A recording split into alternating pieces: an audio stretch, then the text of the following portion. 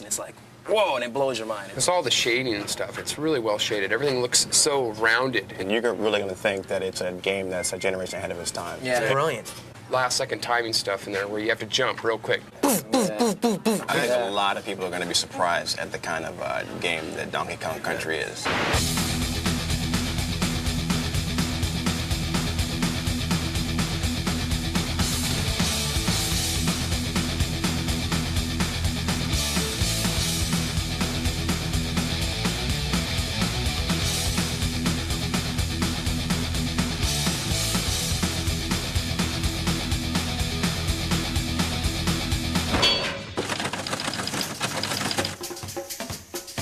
Here we are today on our way to Redmond, Washington to take an exclusive insider's look at Nintendo's new revolutionary yet unreleased game, Donkey Kong Country. Where do they get a load of us? Guys, we finally made it. Nintendo of America, the fortress. Let's find out what Donkey Kong Country is all about. Let's go inside. Let's do it. Hey, it's Ken Lobb, development manager. Hey, man, how's it going? Donkey Kong Country, how you doing? Ken, what is the deal with this here?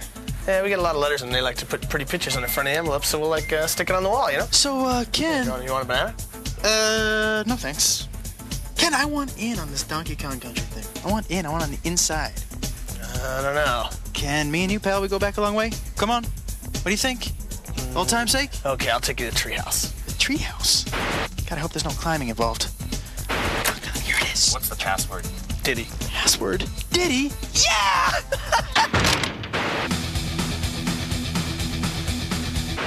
You know, after about 1,000 ditties, we finally get into the treehouse.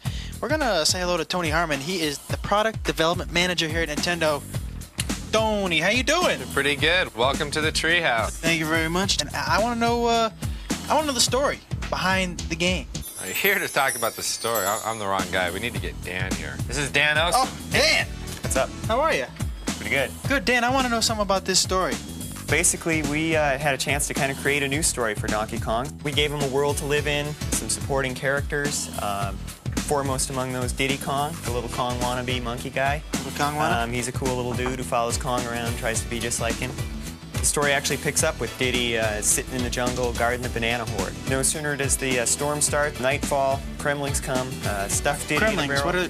Kremlings are the tribe of evil reptilian beings who inhabit the island, and they're very envious of Kong's banana stockpile. As we all are. Yes, as anyone would be. Yeah. And they stuff Diddy in the barrel, punt it in the bushes, and grab all the bananas and take off with the loot.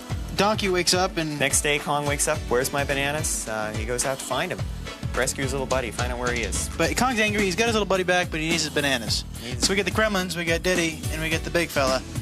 Tony, did you have a favorite character? Are there more characters in this? There's a lot of characters. I like the whole Kong family. We got Cranky. Cranky's the star of the original Donkey Kong game. Still alive, is he? Dad or grandfather played that game. Wow.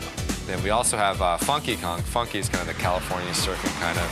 Funky Kong. Yeah, he That's runs nice. Funky Flights, and the Funky Flights allow you to fly around to different parts of the game. We also got Candy Kong. Candy Kong is Donkey Kong's love interest. Okay, good. I was wondering, maybe I could take a look at the game? Yeah, sure. Right over here. These guys are so easy. Yeah. This is Armand, and this is Rich. Hey, how you doing? Oh, hey. These guys test Donkey Kong Country for a living. We have hundreds of areas in Donkey Kong Country, and these guys have to play each area probably 100, 200 times each, weeding out all the bugs. This is a prototype board. There's 8 chips on this, 4 meg each, which makes it a 32 meg game, the biggest game ever. This 32 megs allows us to do a variety of action and a variety of backgrounds. We have snow levels, jungle levels, The pyramid type levels. pyramid levels, The cave scaffolding level. The forest levels. Mines, The industrial level. and underground factories, all kinds of A lot of different bizarre levels places that you wouldn't expect to find on an island. Yeah, it does. We've got a bunch of guys that call it goodies. These guys help you out. We got Ramby, who's a rhinoceros, who bashes through some walls, helps you find some hidden areas. We got Winky the frog. He's bad. He can jump on top of a lot of chairs. Espresso either. Yeah, we got Espresso. That's an ostrich, a flying ostrich with these little bitty wings, and goes flapping along the top of the screen. We have a lot of other special effects we do as well. On the snow level, we have 12 different layers of snow going back and forth. We have forest levels with parallax scrolls for dimension in the game. How did this project get started? Visited my friends at Rare. Rare's been working with Nintendo for a number of years, and Tim Stamper, the head creative person there, was telling me about an idea he had to make a game out of fully rendered characters. Tim, I was just curious as to how you made them look so real. Because we're based in Twycross, we have a zoo about 2 miles away. Ah, you went to the zoo. The zoo, yeah, and had a good look at the gorillas and the monkeys, and with video cameras, it was pretty funny. Hey, big fella. Hey, there's Diddy. Diddy and Donkey. Oh, get out of the way, Diddy. How's it feel to be the prototype, fellas?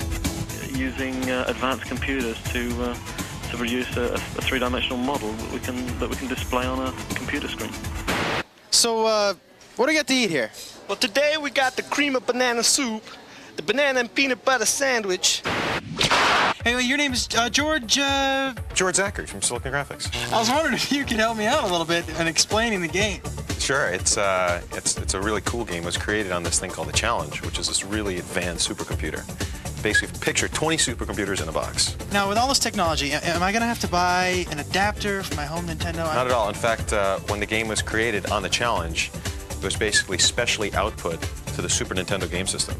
So it basically comes in a cartridge, you stick it in the system, and you play. How do we make the roundness, the 3D? Actually, it was created on the Challenge, first in wireframe. Actually, then you grow shade them, or you can Phong shade them, and then you actually texture map them. And you can even trilinearly bitmap interpolate. That sounds a little dangerous.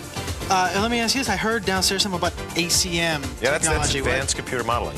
Basically, what you can do with it is it lets you create fully realistic, fully rendered 3D graphics, so the person has a sense of really being there. Same computers that were used in Terminator 2, Jurassic Park, new movies like True Lies, Mask. A year and a half later, we're closing on the finish of the game. All right, here we are. We're about to talk to two guys who play this game 24 hours a day, 7 days a week. And guess what, folks? Guess what? They get paid. This is Henry. Henry, say hello. Hey, what's up?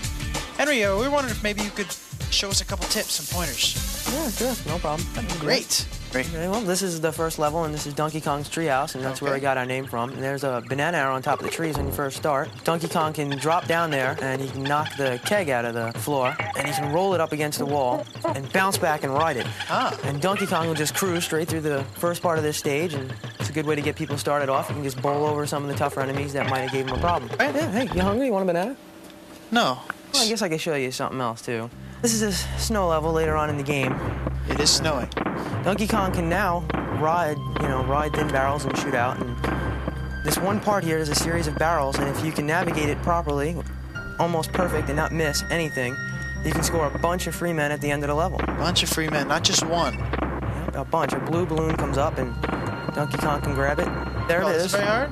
It's tough. You got to get it down perfect. And Wow, so you got a bunch of free men. Let's go talk to Isaac. This is Isaac. Isaac, say hello. Hello. Isaac, I was wondering maybe you could show us a couple more pointers. Possible? Yeah, I can do that. No problem. These guys are great. All right. What do we got? We got more snow. Yeah, we have more snow here. Okay.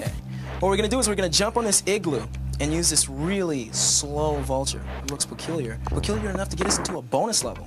Bonus. And I must say, this is one of over 100 bonus levels. 100 bonus levels. Yeah, and in this bonus level, Not something you see in every game. Absolutely. You have to guess which barrel that this golden medallion is going to wind up in. Like to take a guess? Yeah, the far right. Okay. Oh, you're very good.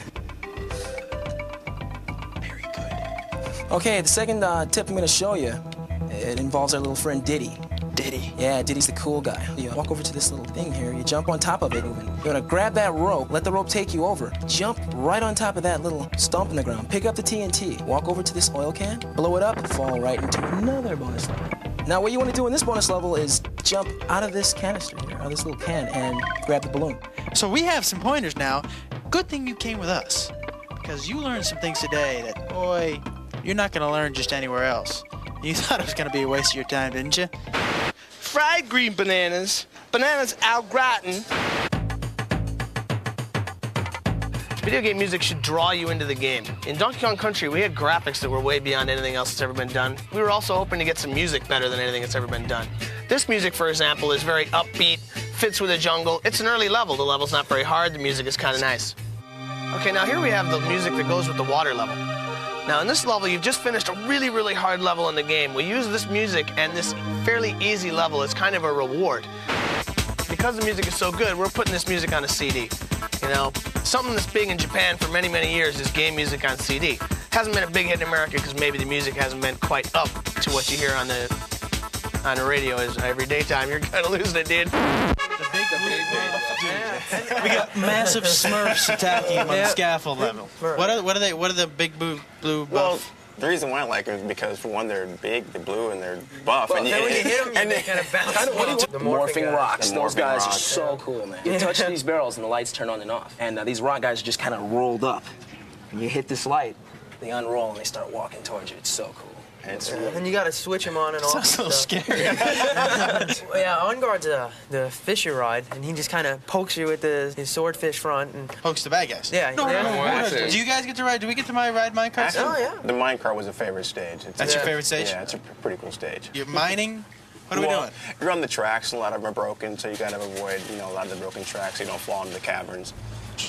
When we put this out, what do you think your friends are going to think of this game? Well, I don't think really you have to tell them all that much. Once they see the pictures, it's just going to be like, you have to have it, you know it, get it. It's one of those games you don't get bored with. You know, I've played it probably 100 times, over 100 times now, and I'm still getting better. I'm still getting better in stages. There's certain stages I can improve on and keep getting better. I'll tell you what, you better reserve this game before November 21st, because that's when it comes out in the stores. I already got mine.